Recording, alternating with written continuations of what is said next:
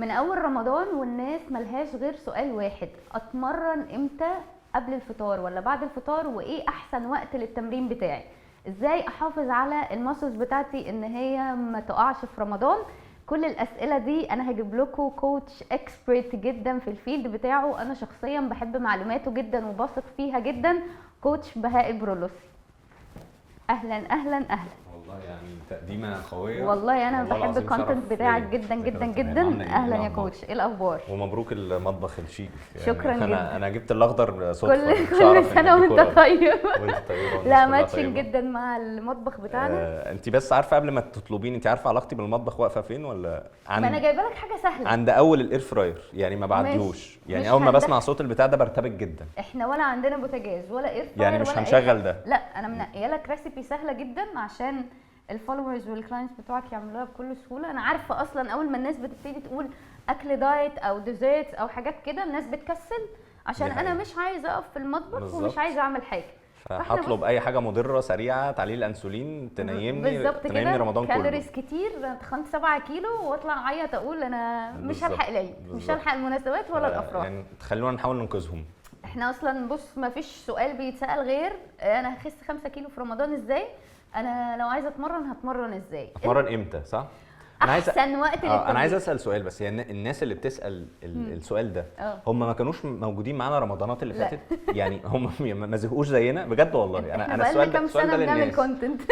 السؤال ده ما تعبتوش من اجابته، لان انا نفسي خلاص ما بقتش اجاوبه. يعني عارف ليه؟ لان بقول له ما تتمرنش يعني خلاص. هم بيبقوا عندهم سنه انه انا مش عايزه اتمرن، بس انا هسال. ممكن انت ما تجاوبنيش، ابقى انا خلاص قعدت في البيت عشان انت ما جاوبتش. يعني رمضان بيبقى في وقت يعني انا بشوف ان رمضان على فكره فرصه هايله للتغيير. ليه؟ صح. لان اصعب حاجه في التغيير ان انت تبيلد الروتين، فهو رمضان جاي بالروتين بتاعه. هو مسستمك ان انت لازم تلتزم في اوقات دي. بتاع اوقات اكل ثابته، اوقات شغل ثابته، مش اوقات شغل مش كبيره. فده بحسه فعلا، يعني انا مع الناس ان كبدايه تبقى فرصه للتغيير، بس ما نكبروش الموضوع بقى. يعني ايه؟ ما تتعبوش قلبنا. يعني لو هتتغير في ناس كتير يعني بقى لي 10 11 سنه بسمع نفس الايه، هو انا لو اتمرنت قبل الفطار هخس، هو انا لو عملت بعد. فكميه الاسئله قبل القرار دي بتخلي الواحد اصلا يفقد. انزل اتمرن، مالكش دعوه، خد اي خطوه، مالكش دعوه. الفاتس والماسلز عارفه هي تعمل ايه. فانا ده رايي، ان احنا نركز على ان احنا فعلا عايزين نتغير، عن ان احنا نوقف قرار التغيير على شويه حاجات صدقيني مش هي الفرق الفظيع. انا بحس برضو ان الموضوع ده مايند سيت قوي، لان انا بقابل البارت ده مع بالذات البنات اللي بيبقوا عايزين يخسوا اكتر من ان هم بيتمرنوا، وانه في ناس منضبطه شويه. يعني مش ما بتكلمش على اراده، انا بتكلم على بني ادم ملتزم عارف ان دي مسؤوليه بالنسبه له، فهو غصب عنه حتى لو لقى شويه اسئله بتخليه يكسل فهو بيحطها على جنب يقول طب يلا ابتدي وانا عارف ان انا مع الوقت. وفي ناس تانية لا، هي واخده دور ان انا اي حاجه هاخدها عشان تعطلني، لانه انا مش عايزه احس ان انا اللي مقصر لما اصدق. بالظبط، يعني لما اصدق انا عامل اللي عليا تمام. بس هي بقى الظروف، فانا بحس ان هي عقليه شويه. يعني هو فعلا اللي هياخد رمضان ان هو فرصه انه يتغير، يساعد رمضان انه يغيره وما يفضلش يقف صح. يسال كتير. صح. ده رايي يعني. جماعه مش عايزين ظروف توقفنا لو سمحت. قبل بعد، المهم تاخد الخطوه عشان خاطري. طب انت ايه رايك بقى في السؤال اللي هو ايه احسن وقت؟ طيب وقت هو دي هي الكلمه، احسن وقت للتمرين. هشرح الموضوع بشكل علمي سريع، يا رب ما ابقاش رغاي بس عشان وقت البرنامج. لا براحتك. المطبخ هو فين الكاميرا بتاعتي؟ هي دي. تمام. النيوتريشن مدرستين من الاخر، يا اما كالوريك بيز دايت يا اما هرمون بيز دايت. كالوريك بيز دايت ببساطه اللي بيتقال عليه اولد سكول شويه، ان هي كالوريك ان كالوريك اوت. يا اما عايز اخس بعمل كالوريك ديفيسيت اللي هو بدخل سعرات اقل من اللي بحرقها فبخس، عايز ازيد بدخل سعرات اكتر فبزيد، عايزه منتين بدخل نفس السعرات. دي مدرسه مع احترامي لكل الناس طبعا، هي جابت نتائج وانا واحد من الناس كنت بعمل كده زمان. صح. بس خلاص العلم بيتطور، وحاليا الناس لفت وراحت للي ربنا قايل لنا عليه من زمان، صوموا تصحوا، اللي هو في الاخر اسمه هرمون بيز دايت. بس احنا بنقول لما بنقول هرمون بيز دايت الناس بتتخض ايه هلعب في هرمونات. هو الموضوع بسيط جدا، ان انا بقلل الفريكونسي بتاعت الوجبات وبسمع للسنسورز اللي ربنا خالقها اللي هم هرمون الجوع والشبع، عشان اتحكم في هرمونين اللي هو الانسولين والجروث هرمون.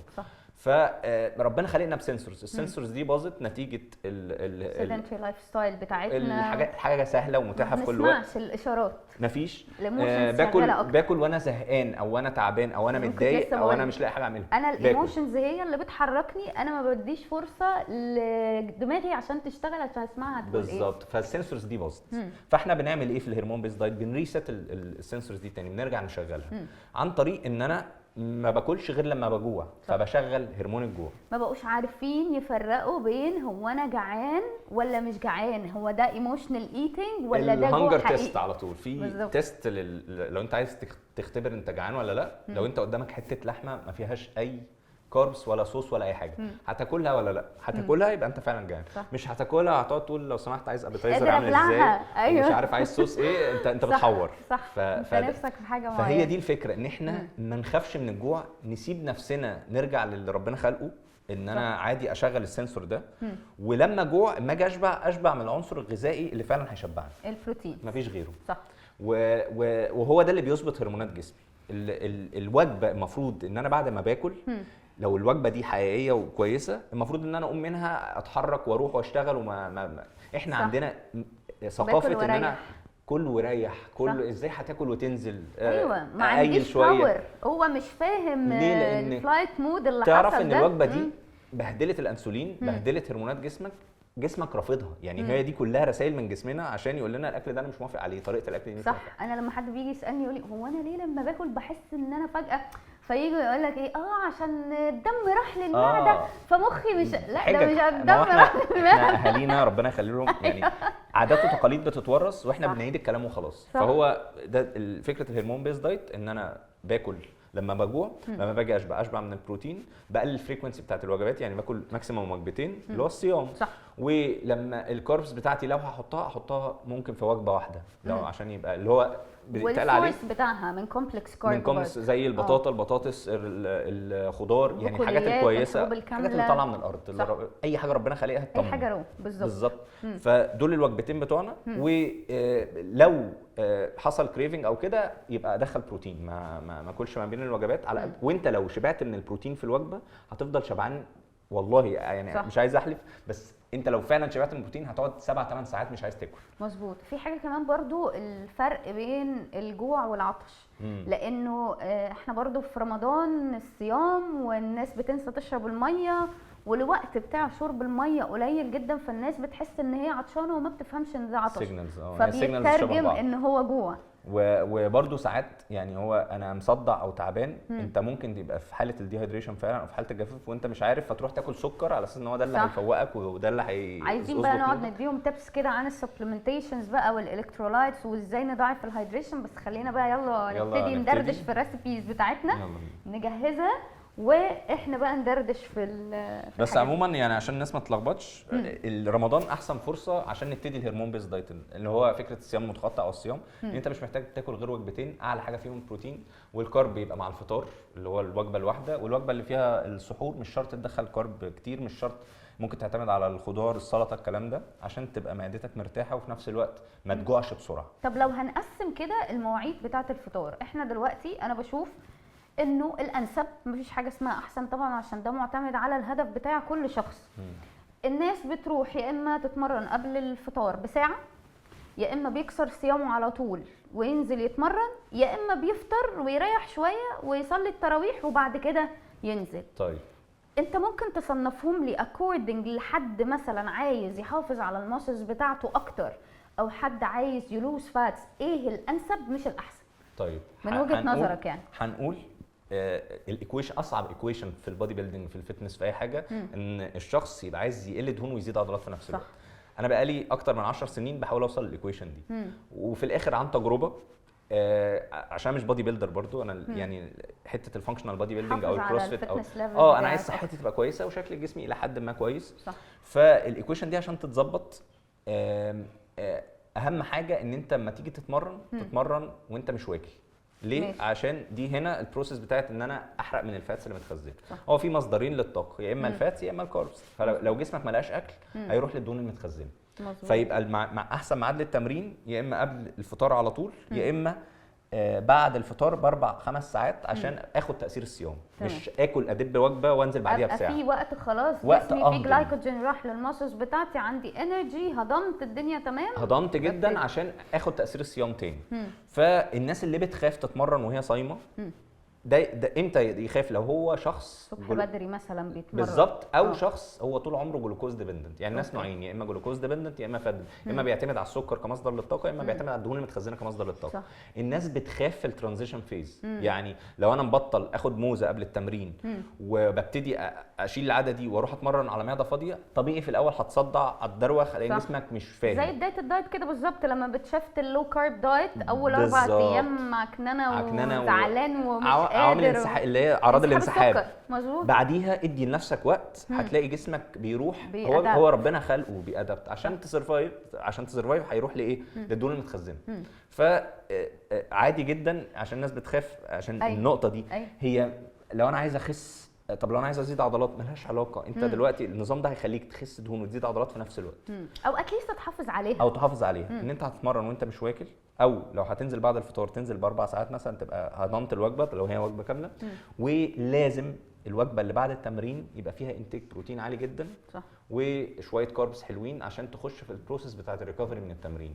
ده يعني احسن وقت تخش تدخل فيه الكاربس بتاعتك تبقى في الوجبه اللي بعد التمرين، سواء اخدتها على الفطار او اخدتها على يعني الوقت اللي قريب من السحور. طب انت من الناس برضو اللي بتركز انه لازم البوست ورك اوت ميل البروتين اللي فيها يبقى فاست ابزوربنج ولا عادي مش فارقه؟ انا اي حاجه بعد التمرين ما بخافش منها. أوكي. والله يعني حتى ساعات في المدرسه برضو بتاعت الهرمون بيز دايت بتقول لك بلاش تدخل وجبه فيها كارب عالي وفات عالي في نفس الوجبه.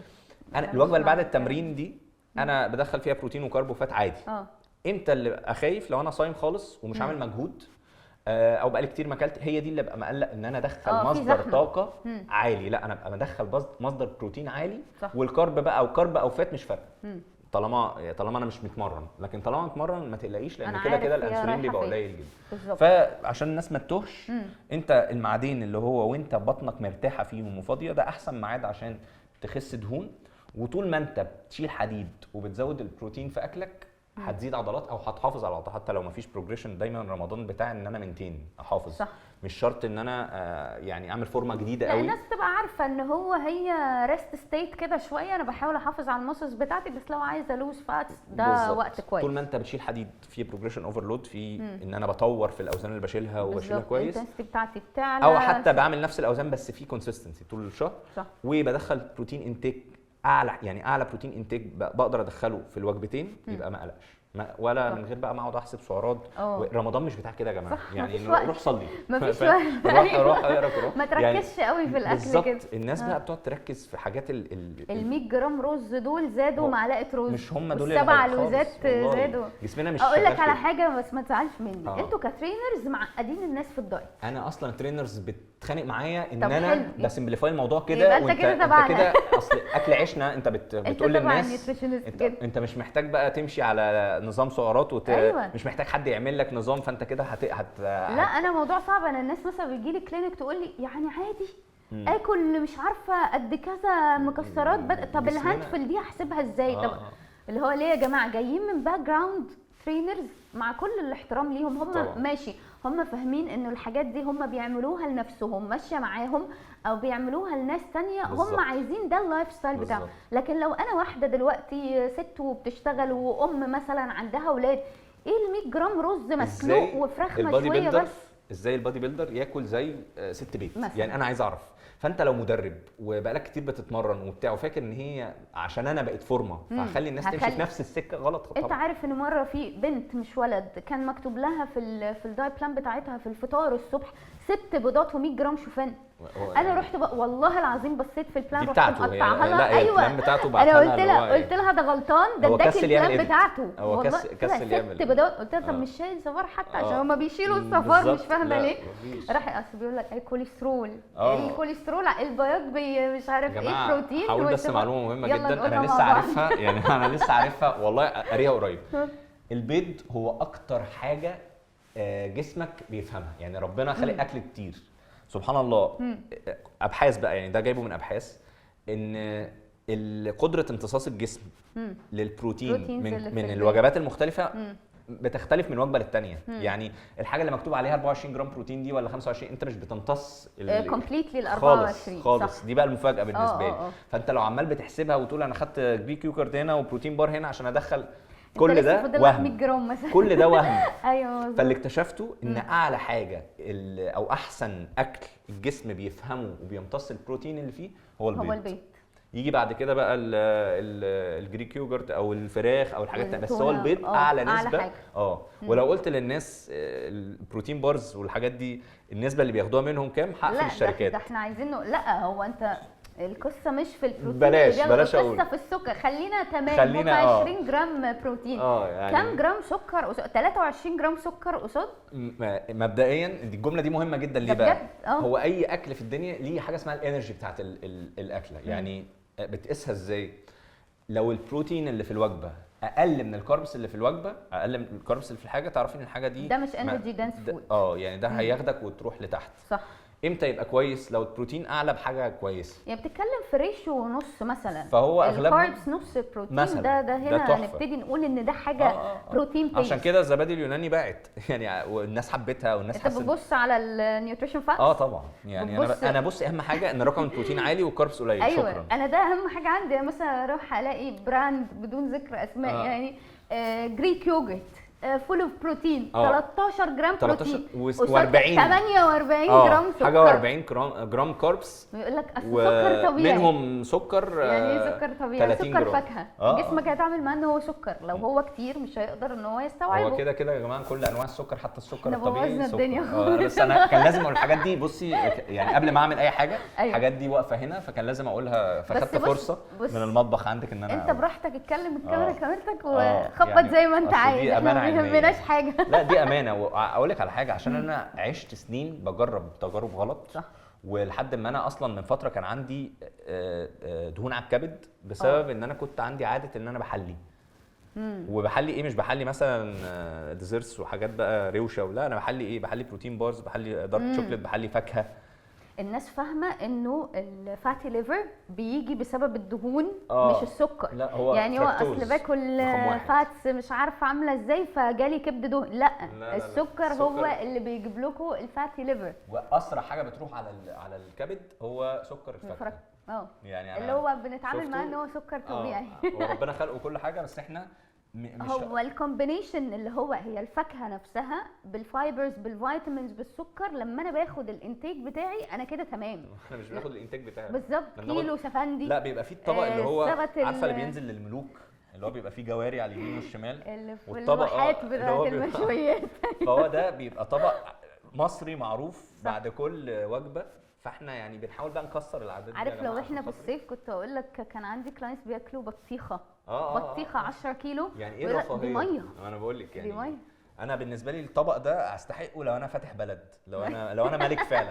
ايوه لكن انت راجع من شغلك عادي، مفيش حاجه، انت موظف عادي. عايز التاج وهو عليا. يعني نحاول. بس بص احنا هنا دي مش مسمينها بروتين بار، دي مسمينها از ان هي سنيكرز بايت كده.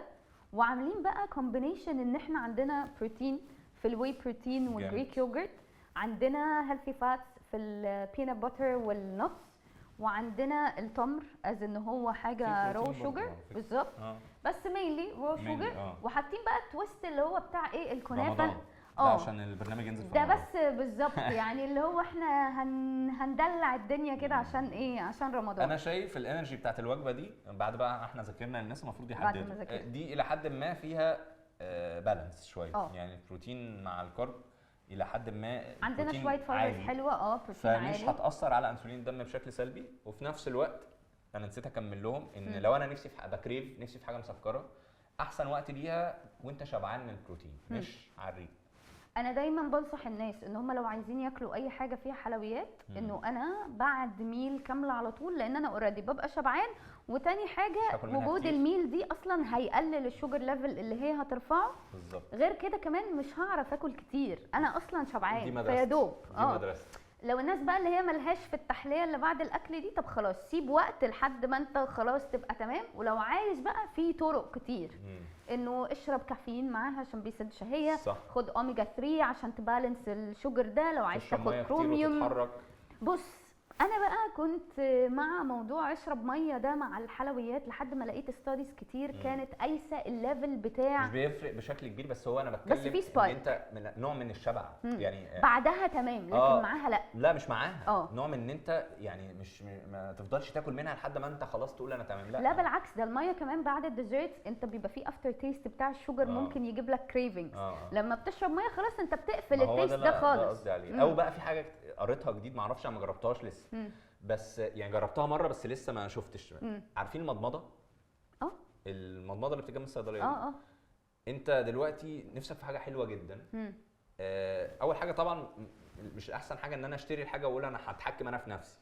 يعني الاحسن ان اشتري على قدك. او اتعزم عليها كده. ايوه. طيب خلاص، اخدت الحته اللي نفسي فيها، مش الحته الكبيره. أيوة. اروح اتمضمض بالمضمضه دي، تغيير طعم بقي بالشكل ده. بتاعت الميه. نفس فكره الميه، بس ده عشان بس ده في فليفر تاني. فبتقفلك. عارف بيعملوا ايه؟ بيعملوا الميه على عصره ليمون مثلا، عشان عصره الليمون دي بتغير. انا فاكر. شوف الاستاديز، احنا سابقين الاستاديز. يعني مالكوش حجه. بالظبط. تمام. طيب يبقى الديزرت دي خلينا نتفق ان احنا لو هنعملها ناكلها احسن وقت بعد الوجبه عشان ما نعليش. بص يا هنا مش هينفع نكسر صيامنا عليها طبعا خالص. لا كتير لودد يعني. ناخدها بعد الميل، او لو مثلا حد عايز حاجه تدي انرجي قبل التمرين ما لحقش ياكل او اكل بس حاسس ان هو عايز باور اكتر. اي ثينك ان هي هتبقى حاجه كويسه احسن من الحاجات التانية. واهم حاجه الكميه، يعني احنا مثلا عاملين هنا حبه عشان لينا كلنا لينا كلنا يعني ده فعلا لكل لكن هي الواحده بكل الحاجات اللي فيها. يعني لا هنأكل الناس معانا. يعني 4 في 3 12. انا عايزه اختبر مواهبك في الطبخ. ده مش طبخ، انا جايبه لك اسهل حاجه. انا بصراحه مالكيش حجه يعني. اقول لك الطريقه وانت ماشي. يلا. انا بس برتبك من الحاجات اللي بتهيأ لي ان انا هطبخ يعني. ما احنا مجهزين طيب لك كل حاجه. واضح من الرصه دي ان احنا هنحط الحاجات دي على بعض. بالظبط كده. شفتي؟ سيبيني بقى. تمام. الا دي هتتحط في الاخر، هنجرنش بيها، ندخلها الميكروويف. ماشي زي الفل. يلا بينا. فالاداه بقى اللي احنا هنستخدمها، عشان انا مش عايز ابهدل المطبخ شيك جدا. ممكن نجيب معلقه من هنا اهو، المعلقه اهي، او في معالق اللي هي صغيره دي. ايوه ماشي. هنحط بقى الجريك يوجرت بالترتيب كده. ماشي. حط جريك يوجرت بعدها. ايوه يا سلام. لا حطت الزبادي محترفه جدا. الزبادي بالذات ليه حاطه ميه؟ ليه بقى؟ عشان بحب يعني، مش قصدي حاجه، بس هي الزبديه ما فيهاش اصلا، بخلي الطبق يقول لي خلاص انا ما فيهاش حاجه، يبص لي على الاخر يقول لي خلاص امشي، يروح كل. فاهمه؟ فانا ممكن وقت الحلقه معلش هناخد منه شويه، معلش ساعتين بس 2 hours later. يعني انا مش هسكت غير لما انزل والله خلاص ذرات الزبادي كلها. هنجيب لك زبادي تاني. هي دي علبه واحده صح؟ هي الوصفه بعلبه واحده؟ هي دول علبه واحده ولا علبتين؟ اسالي الانتاج لو سمحت هاتوا لنا العلبه الثانيه. الانتاج مش صارف. لا الانتاج مش صارف. الانتاج مش صارف. ماشي. عشان ايه؟ انا ما خدتش وجبتي. بس انا حاسه ان هي يا دوب، اصل هو بص لازم يكون ماسك يعني. لسه هنحط واي بروتين والناتس والحاجات دي، فان هي تبقى ماسكه نفسها. مش اللي هي سايبه. نحط ده سكوب واي بروتين. ايوه احنا مستخدمين الواي بروتين بتاع اوبتيم نيوتريشن بالفانيلا. انا صراحه بحسه ان هو من احسن البراندز ككواليتي اللي انا بعرف اثق فيها، وطعمه حلو جدا، وما فيهوش سكر. يعني ما فيهوش سكر عالي، دي اهم حاجه، ان هو ما يبقاش ايسوليت. هو طب انا عايزه اسالك على حاجه. ده العادي، ده مش الايسوليت، ده كونسنتريت. ماشي. بس طب ما تعرف الناس كده اللي مش عارفه ايه الفرق بين الكونسنتريت والايسوليت. فكره فلتريشن لللاكتوز والكاربس وكده، للواي بروتين نفسه. مر بتجارب فلتريشن عامله ازاي. فهو ده العادي. بعد كده بيجي بعديه الايزو والهيدرو. يعني دول بيمروا بمراحل اكتر، ان هم بيشيلوا منهم اللاكتوز والحاجات اللي ممكن المعده بتبقى رافضاها الى حد ما. طب عايز اسالك على حاجه، هو ليه رغم انه الهيدرو هو احسن فورم في الهضم الا ان الناس كلها بتاخد الايزو مش بتاخد الهيدرو؟ عشان هو الايزو انتشاره كان اكبر. اولد سكول زمان يعني، من ساعه البراندات القديمه. هو ده اللي خد شهره اكبر. الهيدرو دي حاجه يعتبر نازله جديد، فلسه الناس ما عندهاش يمكن النوليدج بتاعت ان الهيدرو مور فلترد يعني. ماشي. ده بس عشان الهايب يعني، مش عشان حاجه. ما احنا برضو كده يعني، الحاجه تبقى مفيده نسيبها عشان عندنا ترند لازم ايه ان احنا نروح. ده كام معلقه زبده؟ دول 2. ماشي. اظن هم ينفع تساعدني. طبعا ايوه طبعا. شكرا. كده حطينا أيوة. الزبادي ايوه واي بروتين. انت بقالك ساعه بتحط في آه. الزبادي. ما انا بعمل فيها بعمل حاجه فاهمة؟ جامد. والعسل ولا العسل بس مش كله مش بقى كله. يعني العسل حسب الرغبه، لانه البينات العسل باتر كان اصلا نايم مسكره. أصلاً. ايه كان نايم في الطبق خالص، كان افتكر ان هو مفيش ساعدك تصوير. بالمعلقه. هو فاهم، بس هو خلاص هو كان داخل ان احنا نعمل على طول، فاحنا ايه متفاجئ اتسحلنا في دلوقتي. الكلام عشان يعني كده صراحه كفايه. كده خدي بالك كده أنا- كتير قوي. اه ده كده عسل كتير جدا. ماشي. انا بحب قوي لما حد بيبقى عنده باشن في النيوتريشن، ان احنا نقعد نديبيت ونقعد نقول معلومات، بحس ان انا لقيت نفسي. والله دي حقيقه بطمن. بطمن لان انا بحس بالوحده وانا بنزل في باكل، بطلب مثلا نص كيلو شيش لوحدي من غير رز، فالناس تقعد تبص لي كده وانت مش هتاكل رز. انت ايه انت انا جمال بقيت بعاني في القصه دي. مثلا لما بروح البيت، انا قاعده في القاهره والبيت في اسكندريه، فماما بقى بتبقى ايه ماما بتبقى اللي هو انت هفتانه ما بتاكليش مش عارفه كل انواع الكاربس اللي في الدنيا. بتحاربي العادات والتقاليد زيي. والله انا نفسي تيتا يعني انا بعمل ايه. نفسي تيتا تقتنع ان انا شبعت. ما باكلش البسله يعني لا انت مش واكل والله اكلت والله. ايوه لا ومثلا انا اتعودت على بورشنز معينه، مفيش. هي مثلا لا هي متعوده على الطبق ده، فاللي هو لا تبقي زينا انت كده ما اكلتيش، بس انا بطني اتقفلت، انا مش قادره اكل وضعيفه وكده وخسيتي وتعبانه وصحتك في الناس. واحنا مقصرين معاكي. دي حقيقه. نحط حبه نحط الكنافه بقى رمضانيه. الكنافه دي محمصينها في الاير فراير من غير ولا يعني اي حاجه. بصتي لي الموضوع، جبت كنافه من الراجل بتاع الكنافه ودخلتها في الاير فراير. او احطها في الفرن عادي او على الطاسه على النار من غير اي. يا جماعه الموضوع لحد دلوقتي بسيط، وطالما قلت بسيط يبقى هو بسيط قوي. لا هو بسيط جدا. مش هنيجي ناحيه البتاع ده ولا هنقعد. لا والله مش هنعمل اي حاجه خالص، ده احنا خلصنا. ماشي. خليني اسالك بقى على حاجات انت في رمضان، انت بقى بتعمل ايه؟ تكسر صيامك ازاي؟ التراديشنز بتاعتك، طقوسك. بص بقت زي دبي تحفه.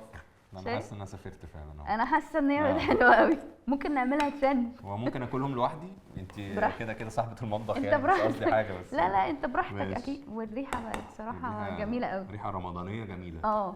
كل سنه وانت طيب. انا مش عايز اقول للناس عاداتي في رمضان عشان ما يتعقدوش، يعني ما يكرهونيش يعني، بس لا بس قول لنا كده تراديشنز بتاعتك، انت متعود على حاجات معينه تعملها في رمضان، بتستنى رمضان عشان تعملها. طبعا هو رمضان زي ما انا قلت. قولي لي الخطوه اللي جايه عشان ما ارغيش. احنا خلصنا. لا انت براحتك بقى. احنا دلوقتي بقى هنساعد بعض في ايه؟ في ان احنا ناخد من الميكس ده. ايوه نحقنه. بس هتبقى بالمعلقه بقى عادي، بالمعلقه اهي، وانا هاخد معلقه اهي، وهنقعد بقى ايه ممكن نمسكها عادي. عموما انا رمضان بالنسبه لي، عشان انا شخص زي ما كنت بنصح الناس كده بحته الهرمون بيز دايت. ثانيه واحده، بصوا انا واخده حته قد ايه وهو واخد هي بالجسم حته يا قد فندم ايه ولا ايه؟ والله بصي ده عشم. يعني ده عشم، دي مش معلقه. ماشي ما اعرفش كانت داخله على بقي مش براحتك. طب يلا كل طب ما تدوقها كده وقول لنا ايه حته اللي فعلا.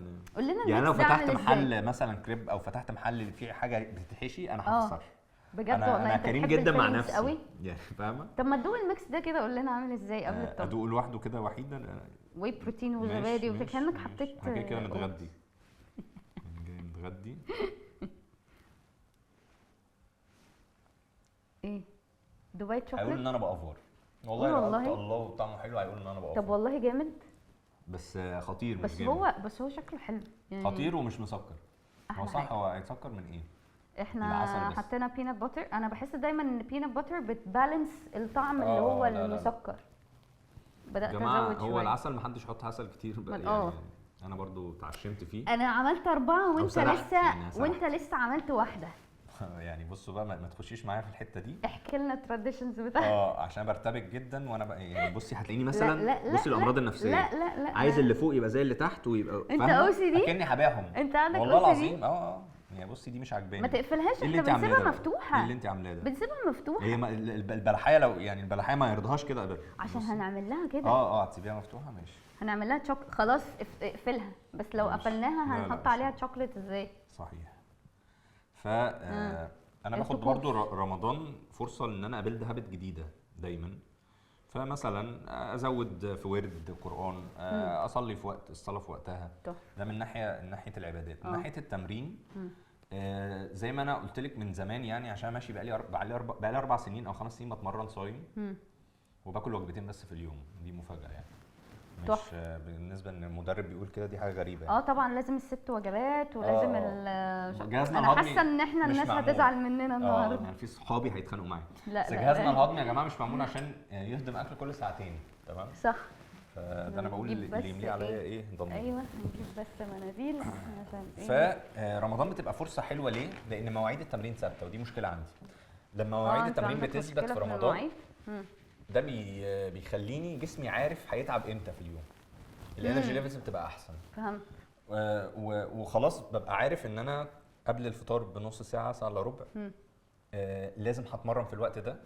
فالتمرين دي بتبقى مضغوطه ومتركزه، فسبحان الله بستفيد منها اكتر من ان انا اقعد ساعه ونص وساعتين واسرح. انت من الناس اللي هو ما تدينيش اوبشنز تضغطني في حاجه وانا هعملها. البشر لما بتديلهم عموما تشويسز كتيره ايوه انكزايتي على طول. صح. يا نهار ابيض ايه ده؟ هعمل ايه؟ المول ده كل دي ايوه حاجات، كل هشتري دي- ايه؟ بلاش أيوة. خشي جيم. اغلى جيم في العالم خشيه واراهنك لو عرفتي تتمرني حلو. لا هي الناس صح؟ في 4 5 ماشينز انا حافظهم انا وتتمرن احسن غير. وقت اتمرنت فيه ساعه الكورونا لما كان عندي 2 دمبلز وعقل. والله ليه؟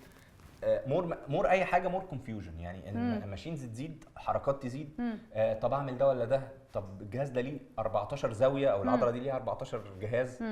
فتوتر. صح. فانا احلى حاجه في رمضان هو حاطط لك 45 دقيقه ماكسيمم ساعه مفيش غير. انجز، عشان هو مش معمول عشان انت تتسحل في الحاجات دي. فانا بالنسبه لي عشان انا عاده التمرين عندي ساعات بتاخد من وقتي وساعات بتاخد من وقت شغلي وتيجي على حاجات تانية. فاحسن حاجه في رمضان بالنسبه لي ان التمرين بتبقى هي صغيره. متظبطه في الوقت ده. ينفع اخد معلقه؟ لا خدها كلها. لا طب العزومات بقى احكي لي كده على آخد العزومات منديل بس بقى. عشان- اكيد طبعا.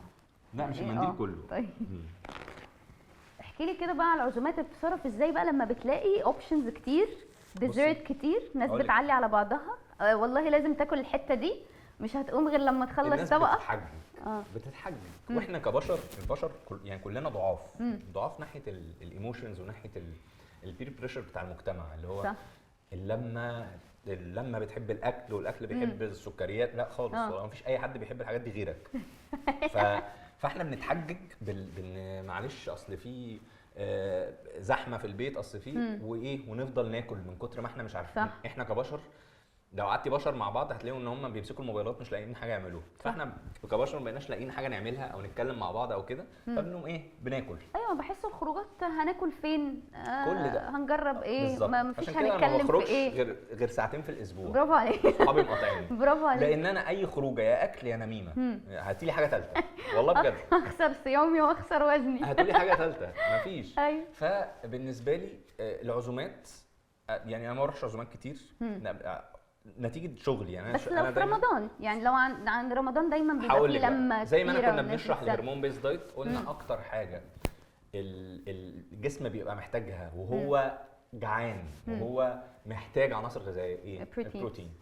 فابتدي اكلك بالبروتين لحد ما تشبع عشان خاطري. لحد ما تشبع دي اللي هو تبقى عادي ان انت مش عارف تتنفس منه. ومفيش يعني رمضان شهر الكرم. صح. تمام. فما فيش ترابيزه في رمضان اوبشنز كتير جدا في ما فيهاش بروتين. صح. ما تحورش.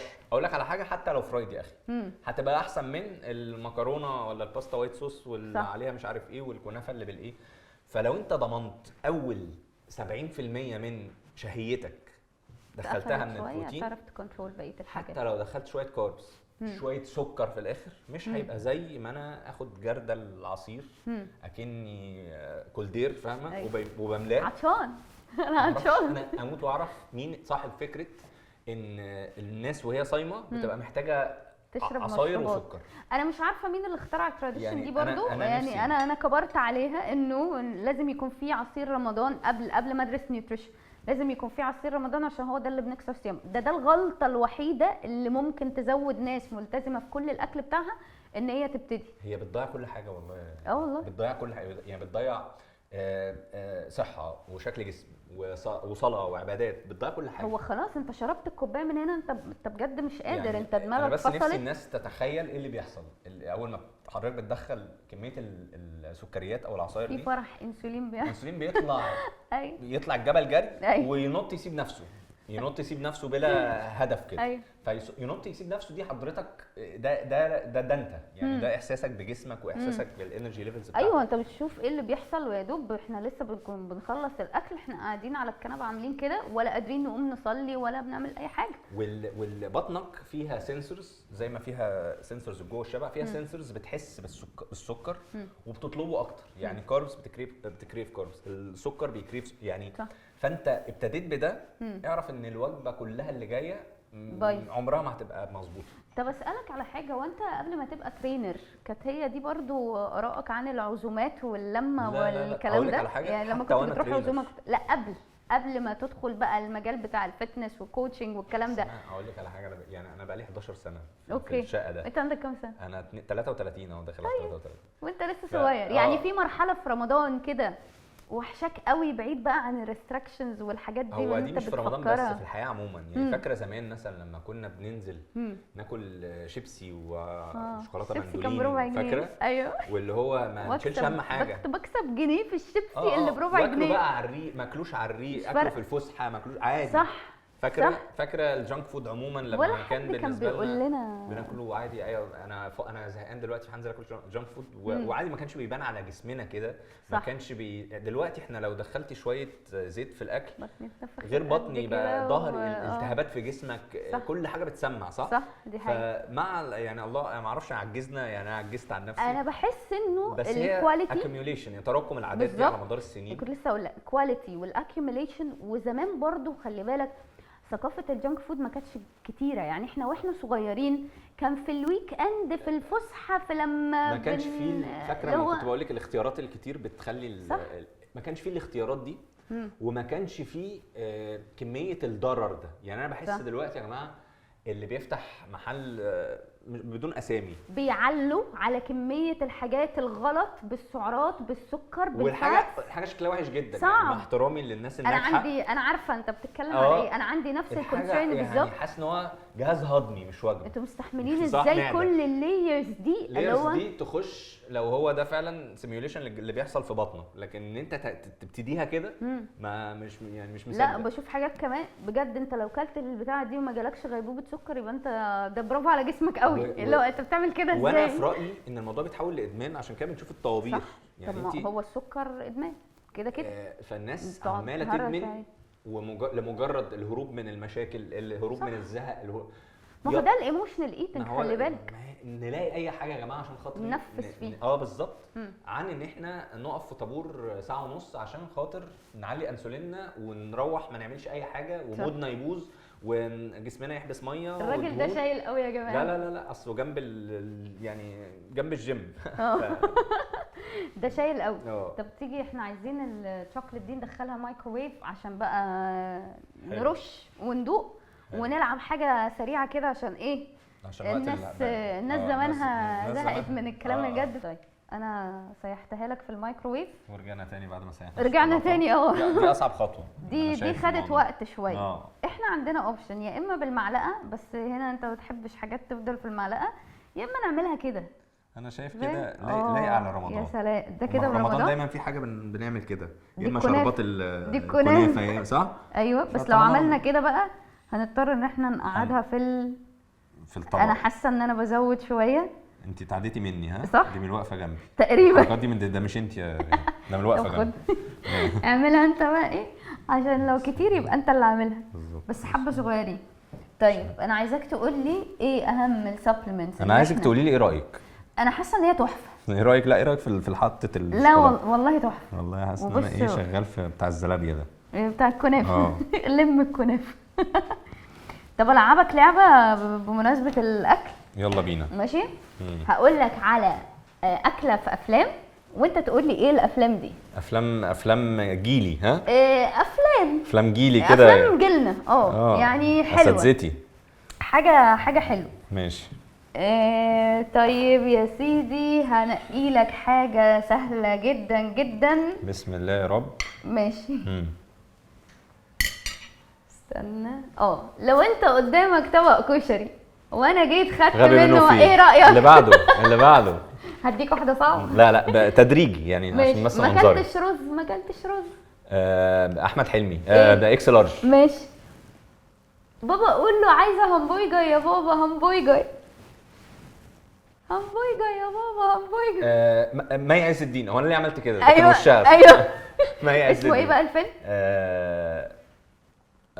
مي عز الدين لما كانت تخينه كان معروف اسمه جدا ايه؟ يا كانت جماعة. تخينه ده تنمر. مي عز الدين لما كانت عامله فيها يعني مليانه. اسمه ايه الفيلم؟ ايه الهبل ده؟ ايه الهبل ده؟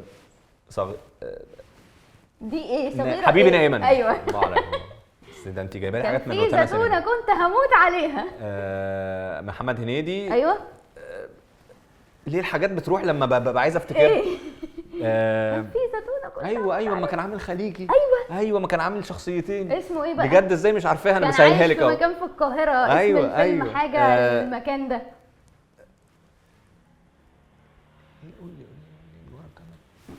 ما تغششهوش. ايه؟ هقول لك اهو، ده قولي. جايه هي طب. كانت كلمتين. طب ما نلعب افلام، كانت كلمتين. كلمتين. كلمتين صح؟ اه امثلهولك. ماشي. الكلمه الاولى اكيد. لا. دي الثانيه. يدق. عندليب الدقي. ايوه. يا جماعه والله العظيم شفتي بعد ما بتقوليها بتحس انا برافو فشل. عليا، انا برافو عليا. طيب على فكره انا جالي كذا فاكس وايميل بيطلبوا طريقه عمل البروفيترول اللي عملناها الاسبوع اللي فات. خسريني. لا ده خسريني. مشهور قوي. والله انا بقول لك كانت اهو. بتقول حتى يعني في حتى الذاكره اللي هي الكيك عقل دي الباطن. عاملينها للحبيب للصديق ليلى علوي. ايوه انت شفتها عشان قلدتيها. حب البنات. برافو عليك. بس مش فاكر الجمله غلط. ماشي. ايه ده؟ This is فلوخه.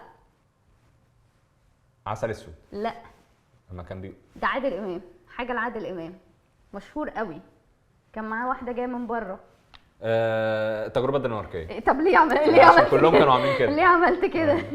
ماشي هنقي دي لعبه لك موتره جدا. حاجة. الشوكولاته دي بتتساب كده عادي. هي المفروض ان احنا كنا دخلناها التلاجة بس هي خلاص عشان الجو ساقع فما كفايه. بس دي كفاية. انت عارفه كفايه. الامراض. ما تاكلوا يا ولاد، انتوا مكسوفين ولا ايه؟ مكسوفين ايه؟ ده ناقص ياكلونا. لاحظ ان كلامك جارح. أو كريم عبد العزيز. لا. اتنين كانوا بيتكلموا هما معزومين عندهم وهي بتقول لهم ما تاكلوا يا ولاد. راح الراجل رد عليها قال لها ياكلوا ايه؟ ده ناقص ياكلونا. راح البطل رد سهلة عليه جدا. وقال له لاحظ انك كان كوميك مشهور جدا. ايوه انا بقول لك سهله جدا، بس انت بتجيبيني من الفيسبوك 2008 ما ده جيلنا، دي افلامنا. ده ايوه بس احنا اللي كبرنا بقى مش عليه. عارفها. ها اوعى وشك. اوعى وشك. ايوه ماشي. طب انت مالكش في عادل امام صح؟ اي حاجه بره يعني الجيل بتاعنا. تيتو بقى والرهينه. ايوه بس عادل امام ايه ده؟ اكيد legend اتفرجنا ده. بس انا عمري اتفرجت وانا صغير يعني فاهمه، فعمري ما ماشي. هفتكر لاينات. يعني مش عارف الحاجات الريماركبل قوي في الافلام اللي هي سلام يا التقيلة صاحبي دي. مثلا. عندي خيال سلام يا صاحبي. عندي. وليها كده. طب ما انا قلتها لك. بوظتها لك أهو. ايوه. امي عملت ايه لما عرفت ان انا نجحت؟ عملت صينيه بطاطس. محمد هنيدي. ايه؟ انت ليه عارف الاشخاص ومش عارف ده الافلام؟ انا بشوف المشهد. ايوه. لما كان مدرس. لا.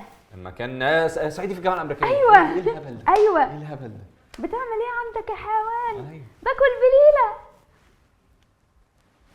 الموضوع بيزداد ده صعوبة. مشهور قوي. هو انت كله مشهور؟ قريب. ايوه.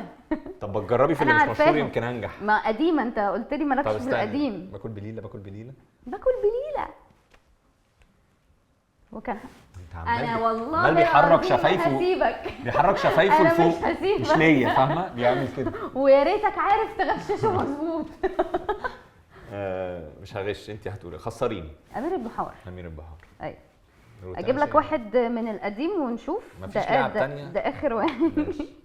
بقول لك ايه، مش انت صحيح بتقلد فنانين؟ ده زمان. لا، طب بطلت التقليد ليه حتة بقى؟ حتة. هقول لك ليه. بمناسبة عشان رمضان. ما يجيبونيش في الافراح اللي اسمه مونولوجيست ده. معلش. ويقولوا لي اطلع. والله واحد إحنا صاحبي في عشان الفرح. رمضان. احنا مش في واحد فرح. صاحبي في فرحه قال لهم يا جماعه انا عازم ممثلين وخلاني بالمايك من ورا. عملت فيها ممثل. طب آه. عملت مين وقتها؟ كان عز باين احمد عز؟ طب يلا قول لنا، احنا بنحب احمد عز. طيب حته كده. الكلام اللي هقوله دلوقتي مش هكرره تاني. مفيش حد واكل ال 12 تمره دول غير انا. تاني. يا حنان. الكلام اللي هقوله دلوقتي مش هكرره تاني. مفيش حد واكل ال 12 تمره دول غير انا عشان انا جعان هاكلهم. والانتاج ما جابليش انا الوجبه. البرودكشن عندنا سيء، معلش. بص شايف عملت ايه؟ انا بس مسكت. ما حدش يقول لاحمد عز أهي. عشان ايه. اهي مسكت. لا هو هو هيتفرج عليه. لا هو اصلا هو كده كده ما عندوش سوشيال ميديا. فهو قال لي انا آه. لو قفشتك بتقلدني تاني انا هرفع عليك قضيه. ماشي. ف يرفع قضيه كل سنه واحنا طيبين ورمضان كريم. عارف ان لا احنا عايزين ندوق بقى، وعايزاك قبل ما نختم تقول لي ايه اهم السبلمنتس اللي انا لازم احافظ عليها او تبقى موجوده في رمضان عشان ابروتكت الماسلز بتاعتي من ان هي ما يحصل لهاش لوس في رمضان او يبقى في ريكفري. ببساطه لو انت شخص واخد اصلا على السبلمنتس وبتاخد سبلمنتس معينه فما تغزنيش، انا مش عارف اتكلم كده. طب خلاص ماشي. انت شخص واخد على السبلمنتس وبتاخد سبلمنتس معينه في الايام اللي بره رمضان، هي هتاخدها في رمضان بس بشكل ممكن اهدى يعني. طب ايه اقتراحاتك للحاجات اللي تحافظ؟ بص ايه ايه مشكله رمضان؟ ما فيهوش مشكله، بس ايه اللي الناس بتشتكي منه في رمضان؟ الهايدريشن والريكفري اكتر حاجه الريكفري. فانا بشوف ان اكتر حاجه حلوه في يعني كويسه للريكفري الزنك والمغنيسيوم، او مثلا سبلمنت الزد ام اي اللي هو فيه الزنك والمغنيسيوم وبي 12 وممكن الجلوتامين. تحفه. ممكن لو انت معلش عشان الناس عندها لبس، بس هو الجلوتامين بيعمل ايه؟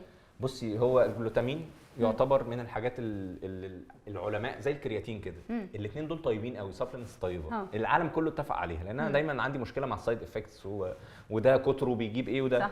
الكرياتين والجلوتامين ما حدش اشتكى منهم في العالم كله. كرياتين عشان يزود الاي تي بي مخزن الطاقه في الجسم، ويحسن المود وبيحسن الكثافه العضليه وبيحسن 100,000 حاجه. ده السبلمنت اللي انا بحبه. ما هو يستاهل الحب. ليه بقى؟ بيحسن مخزن الطاقه في الجسم، بيزود العضلات، بيخلي الواحد بيحسن الريكفري برضه يعني. بصي الابحاث كل شويه بحث يطلع عن الكرياتين ليه فايده غير صح، سواء في الماسل بيلدينج او في الفات لوس كمان، وان ملوش اي اضرار. من 3 ل 5 مللي جرام للناس العاديه، الناس البرو اثليتس او اللي بيتمرنوا جامد ممكن لحد 7 مللي جرام عادي ما فيهوش. طب الجلوتامين بقى؟ الجلوتامين مفيد ليا انا بقى كبهاء بالذات، لان كان عندي دايما مشاكل في الهضم بسبب القولون العصبي وسبب مش عارف، دايما بطني مش مرتاح. الجلوتامين يعني بيحسن حته الامتصاص العناصر الغذائيه اللي في الاكل، بيحسن الاستشفاء او الريكفري، بيحسن المود، بيخلي الواحد يعني انا من الحاجات اللي باخدها قبل ما انام بنام كويس. اوكي. بحس ان نومي احسن، هو والزنك والمغنيسيوم. نجيب سبلمنت منين عشان اضمن الكواليتي بتاعه السبلمنت؟ لان دي انا شخصيا حاجه انا بقع فيها. الموضوع بسيط، لانه الناس زهقت مني من كتر ما بقول ادخلوا عندي على الانستجرام هتلاقوا لينك في البايو في ايفت، دول وكيل رسمي لكل حاجه يعني ليها علاقه بالسبلمنتيشن، سواء الببليك هيلث سواء دول وكيل رسمي لكل السبلمنتس، لكل البراندز بتاعت السبلمنتس المعتمده واللي موثوق منها، واخدين برضو شهاده من هيئه سلامه الغذاء، ويعني حاجه مضمونه، لان طبعا السبلمنتس ياما ناس بتطلع منها. انا السبلمنتس بتاعه الفيتامينز والحاجات اللي ليها علاقه بالويت لوس والببليك هيلث والمود بوسترز والحاجات دي، وطبعا اللي عنده ديفيشنسي في فيتامين، يعني عشان انت بتقولي السبلمنتس اللي في رمضان طبعا اللي عنده ديفيشنسي في فيتامين وكان بياخد الفيتامين ده بعيدا عن رمضان لازم ياخده في رمضان، لان والحاجات اللي بتساعد على يعني تحمينا من الجفاف زي الالكترولايتس. اي حاجه بتساعد الديهايدريشن، ان هي الاملاح بتتحط على الميه بتزود الهايدريشن شويه، لان احنا طبعا فتره صعبه مش بنعرف نشرب فيها ميه كفايه طول النهار صايمين. بالظبط. بس كويس ان رمضان السنه دي جاي في سقعه شويه، لحد ما مش هنعطش جامد، دي حقيقه. والانتيك بروتين بتاعي طبعا لو ضعيف يبقى معاك واي بروتين، والكرياتين زي ما قلنا برضو مهم في حته الماسل. بجد شكرا، انا صدعتكم والله، صدعتكم يا جماعه، نورتني النهارده، وانا مبسوطه جدا بكم المعلومات الرهيبه اللي انا شخصيا استفدت منها. انا وانتي والله، انا وانتي يعني انا بنراجع مع بعض كده. اتمنى ان انت واتمنى الناس يعني والله الكلام اللي بنقوله ده مش يعني مش شهادات ولا تجربه بس، لا هو بيزد على الساينس والتجربه واللي شفناه يعني. فبلاش نقعد نسال كتير، انت جرب بنفسك يعني، الموضوع بسيط، جرب اللي احنا قلناه ده، وده هترجع دايما للي ربنا قاله، هتحس ان الموضوع بسيط يعني.